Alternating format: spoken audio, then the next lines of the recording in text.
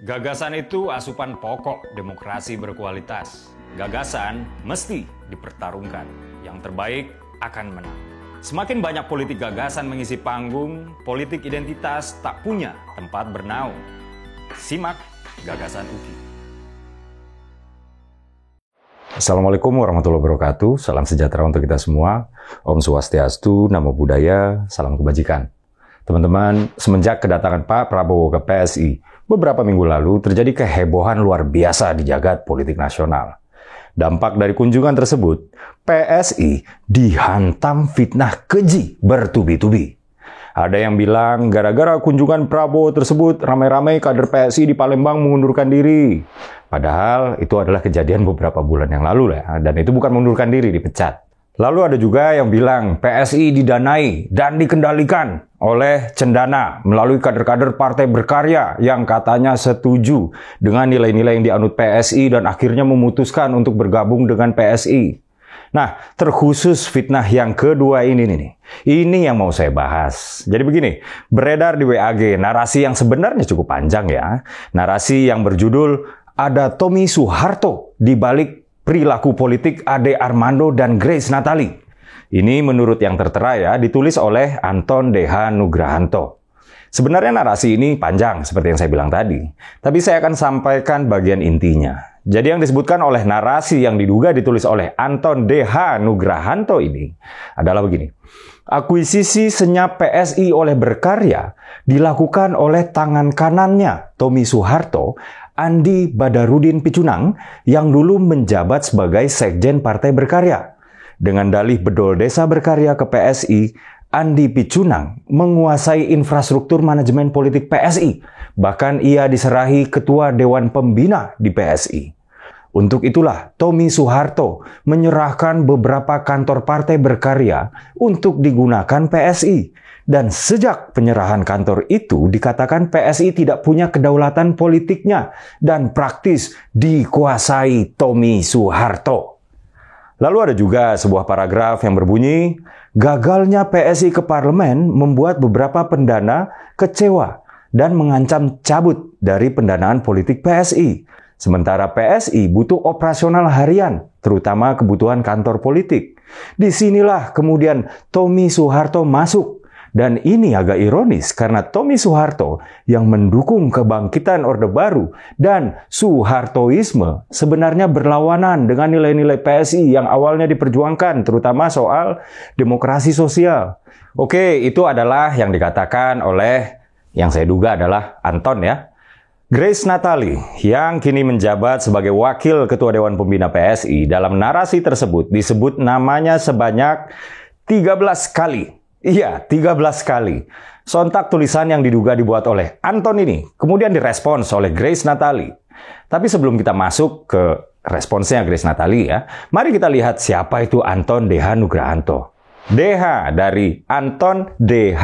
Nugrahanto yang berarti Dwi Sunu Hanung, menurut penelusuran saya pernah menjadi caleg PDIP untuk Dapil Jabar 8 dengan nomor urut 2 pada pemilihan legislatif yang lalu ya. Beberapa postingan di Instagramnya Anton mengenakan kemeja partai, yaitu kemeja PDIP. Apakah saat ini Anton kembali maju sebagai caleg PDIP? Saya nggak dapat menemukan bukti apapun. Tapi kalau kita menelusuri tulisan-tulisan beliau, misalnya pada laman gesuri.id, tulisan Anton isinya adalah puja-puji PDIP dan narasi mendiskreditkan PSI. Maka hipotesis saya mengatakan bahwa Anton adalah anggota atau kader PDIP. No, tapi video saya ini bukan tentang PDIP, melainkan tentang Anton. Kembali kepada topik, lalu bagaimana respons Grace Natali terhadap fitnah yang dilancarkan oleh Anton? Silakan simak video berikut.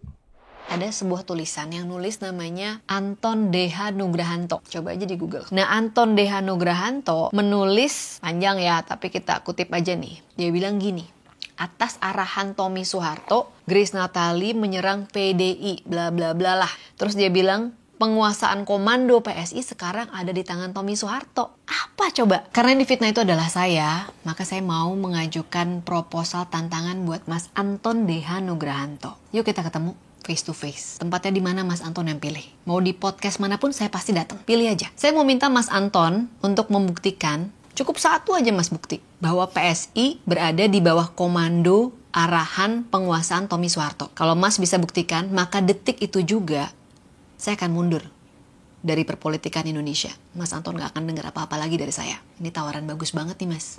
Kapan lagi Mas Anton bisa mempermalukan PSI di depan publik? Tapi kalau Anda gak bisa membuktikan Mas Anton, saya gak minta apa-apa Mas. Saya cuma minta Anda minta maaf. Nggak ke saya. Saya sih udah biasa Mas. Saya udah kebal sama fitnah-fitnah. Bahkan sebelum Mas Anton memfitnah saya aja, saya udah maafin Mas Anton. Saya tuh cuman mau Mas Anton minta maaf ke orang-orang yang sudah membaca tulisannya Mas Anton itu. Karena tulisan itu mencederai intelektualitas kita, Mas. Dan kalau Mas Anton milih untuk lari, nggak mau meresponi video ini, maka publik akan tahu bahwa ternyata di Indonesia kita ini ada ya politisi yang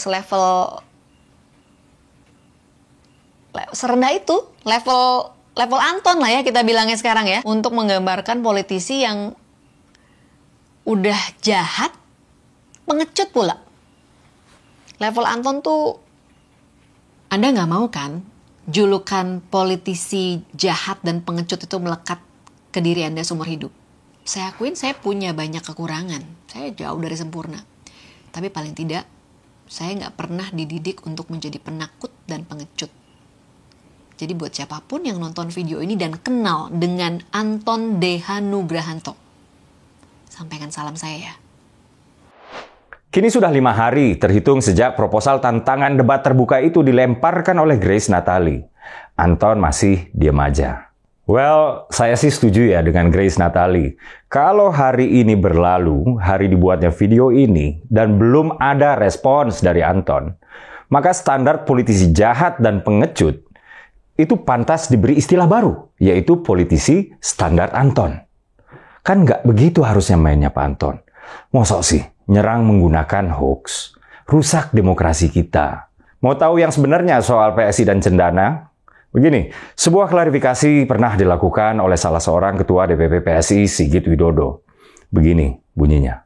Pada 3 Maret 2023, mantan Sekjen Partai Berkarya, Badarudin Andi Picunang, memang bergabung ke PSI. Menurut Sigit, Bro Badar kemudian menjadikan kantor Partai Berkarya sebagai kantor Dewan Pertimbangan PSI yang diketuainya. Pertimbangan ya, bukan pembina, seperti yang dikatakan oleh Anton. Banyak kader berkarya mengikuti jejak Bro Badar bergabung ke PSI.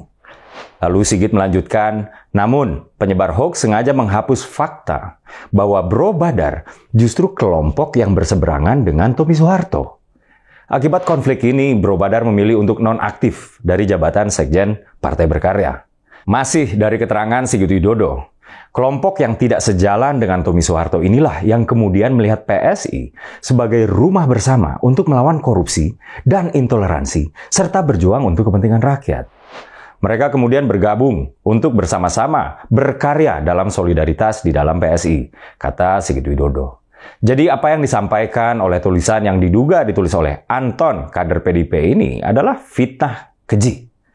Maka sekali lagi, saya setuju dengan Grace. Apabila tidak ada bantahan dari Anton, maka istilah untuk politisi jahat dan pengecut dilabeli dengan politisi standar atau level Anton. Saya Dede Prayudi, wassalamualaikum warahmatullahi wabarakatuh.